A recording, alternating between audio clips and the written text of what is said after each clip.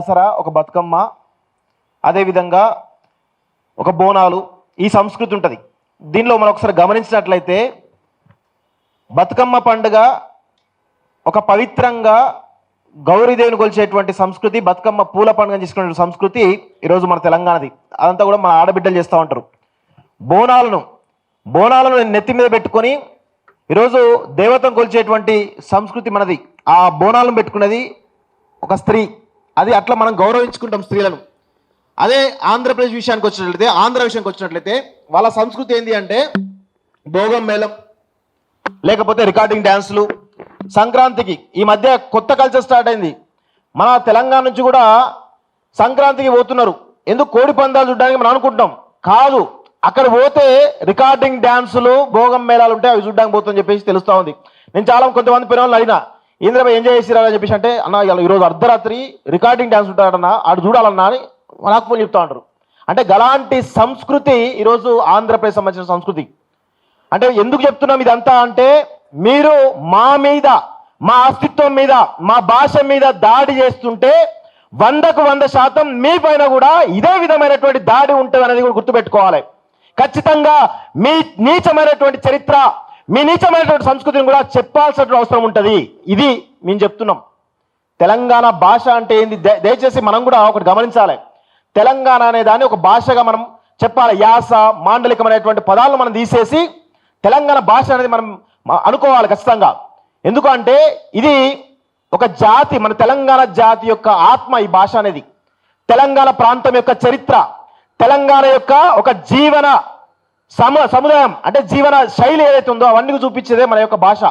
అలాంటి భాష పైన ఈరోజు ఒక వ్యూహాత్మకంగా అంటే తెలంగాణ పైన ఇంకా ఆధిపత్యం చెలాయించాలనేటువంటి ఒక కుట్ర జరుగుతుంది కదా, దాన్ని ఖచ్చితంగా తిప్పికొట్టాల్సినటువంటి అవసరం ఈరోజు మన పైన ఉంది.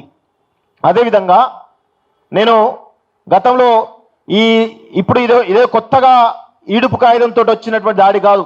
ఈడుపు కాగితము నిన్న మొన్న వాడు జోకర్ మహీధర్ గాడు, ఆ తర్వాత మహీధర్ గారిని సపోర్ట్ చేసే కొంతమంది దుర్మార్గులు, అంతకుముందు ప్రొఫెసర్ నాగేశ్వర్ సార్ పైన జరిగినటువంటి దాడి చూసినాం, అంతకుముందు వెంకటరెడ్డి పైన దాడి చూసినాం, ఆ తర్వాత బాలసుబ్రహ్మణ్యం సంబంధించినటువంటి ఒక ఆధిపత్యాన్ని ఇక్కడ కొనసాగించినటువంటి దాడి చూసినాం, ఎన్టీఆర్ సంబంధించిన విగ్రహానికి సంబంధించిన దాడి చూసినాం.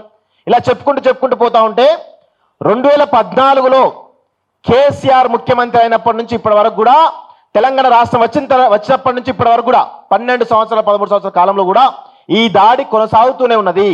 దీనికి ప్రధానమైనటువంటి కారణం, మూలాలు ఎవరున్నారు ఏంది అని మనం వెతికితే ఖచ్చితంగా మన పాలకులే దీనికి ప్రధానమైనటువంటి కారణం. ఈ పాలకులు ఎవరైతే ఉన్నారో మనం ఈ పాలకులను ఫస్ట్ తన్నాలే. ఈ పాలకులను తన్నాలే. ఈ ఎవరైతే మన పైన ఆధిపత్యం చెలాయిస్తున్నారో వాళ్ళని తరమాలి. కాళోజీ ఏం చెప్పిండు? ప్రాంతేతర ద్రోహం చేస్తే ప్రాంతం నుంచి తరిమి కొట్టాలి, ప్రాంతం వాడే ద్రోహం చేస్తే ఈ ప్రాంతంలోనే బొందేసి పాత్ర పెట్టాలని చెప్పేసి చెప్పిండు. ఇవి ఈరోజు కాళోజీ గారిని గుర్తు చేసుకొని ఈ యొక్క కొటేషన్ ఏదో దాని ప్రకారం మనందరం చేయాలి. ఈరోజు రేవంత్ రెడ్డి ముఖ్యమంత్రి అయిన తర్వాత పకడ్బందీగా ఇంకా పెద్ద ఎత్తున దాడి కొనసాగుతూ ఉంది. నాకు తెలిసి రేవంత్ రెడ్డి ఇటు మోడీకి అదేవిధంగా చంద్రబాబుకి, మోడీకి సామంతరాజు చంద్రబాబు అయితే చంద్రబాబుకు సామంతరాజు రేవంత్ రెడ్డి అని చెప్పేసి చాలా స్పష్టంగా మనము అందరం కూడా ప్రజలకు చెప్పాల్సిన అవసరం అయితే ఉంది. ఇప్పుడు తెలంగాణ సంబంధించినటువంటి ఈ సీఎం అంటాం కదా, సీఎం ఆఫీస్ అంటాం కదా, ఈ సీఎం ఆఫీస్ అంతా ఎవరి కంట్రోల్లో ఉందండి? మొత్తం ఆంధ్రప్రదేశ్ సంబంధించినటువంటి టీడీపీ కంట్రోల్ ఉన్నది, పేర్లతో సహా మనకు తెలుసు. ఈరోజు రెరా చైర్మన్ గా శ్రీనివాసరాజు నియమితులైండు. ఎవరాయనే? ఆంధ్ర సంబంధించిన వ్యక్తి. ఎందుకు నియమింపడ్డాడు? ఇక్కడ ఉన్నటువంటి రెరాలో వెంచర్లు కానీ, గేటెడ్ కమ్యూనిటీ కానీ నిర్మాణం చేయాలన్నా కానీ, ఏం చేయాలన్నా కానీ రెరాలో పర్మిషన్ తీసుకోవాలి బిల్డర్లు. సో ఇప్పుడు ఆ బిల్డర్లు ప్రతి ఒక్కరు కూడా పర్మిషన్ అప్లై చేయాలి. కాబట్టి ఈ 2 సంవత్సరాల కాలంలో ఆ బిల్డర్ల నుంచి, ఆ వెంచర్ల నుంచి, గేట్ కమిటీ నుంచి రకరకాల ద్వారా కమిషన్లు దొబ్బితున్నట్టు ఒక ప్రయత్నం జరుగుతోంది. దానికి ఎవరిని పెట్టిరు? ముందు ఒక ఆంధ్రాకు సంబంధించినటువంటి రాజును పెట్టిరు.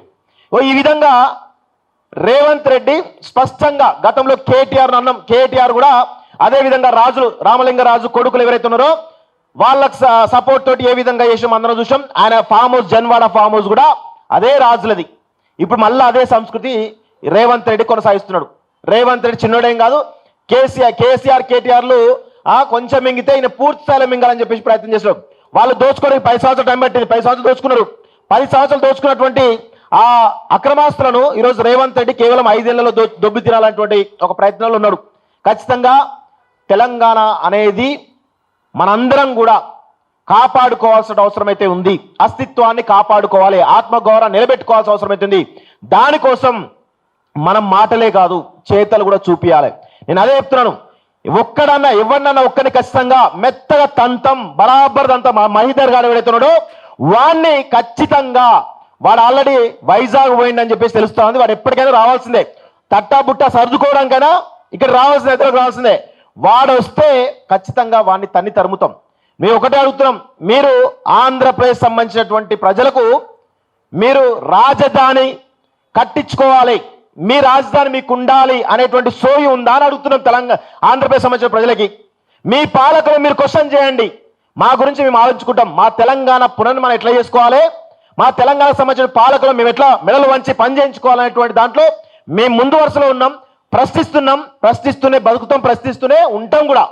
అదేవిధంగా ఆంధ్రప్రదేశ్లో మీకు రాజధాని కట్టుకునేటువంటి చావగాని పాలకులు ఉన్నటువంటి ఈ మీ రాష్ట్రంలో ఈరోజు మీ రాష్ట్రం గురించి ఆలోచించుకోకుండా, మీ రాష్ట్ర పరిపాలకులు ఎవరైతున్నారో చాతకంతని ప్రశ్నించకుండా ఈరోజు తెలంగాణ అస్తిత్వం పైన, తెలంగాణ భాష పైన, తెలంగాణ ఆత్మగౌరవం పైన మీరు మాట్లాడుతా అంటే మేము ఎట్లా ఊరుకుంటాం?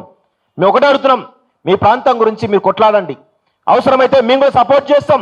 మీ అమరావతికి వచ్చి మేము కూడా మీ వాయిస్గా మేము వినిపిస్తాం. కానీ మా తెలంగాణ భాష మీద, మా సంస్కృతి మీద, మా అస్తిత్వం మీద దాడి చేస్తామంటే ఖచ్చితంగా ఫిజికల్గా ప్రతి దాడి ఉంటుంది అనేది గుర్తుపెట్టుకోండి. ఫిజికల్గా ఉంటుంది, వార్నింగ్ చెప్తున్నాం. మొన్న మా శంకర్ ఎవరు ఒక మానసిక స్థితి బాగాలేనటువంటి ఆమె, ఎవరు హీరోయిన్ కదా, హీరోయినా వ్యాంపకరం చేస్తుందా, ఎవరో ఆమె పైన ఆమె ఏమన్నది, తెలంగాణ గురించి, తెలంగాణ ఎవరు ఆజాదీ కాశ్మీర్తో పోల్చింది. ఆమె పోలిస్తే ఈయన ఒక స్టోరీ చేసిండు శంకర్, చేస్తే ఆమె తమ్ముడు అనుకుంటూ మాట్లాడింది. ఆయనకు పాపం అవమానం అనిపించింది, నన్ను తమ్ముడు అంటే అవమానం అనిపించింది ఆయనకి. ఎందుకంటే ఇక వేరే అంటే అనుకున్నాడేమో శంకర్.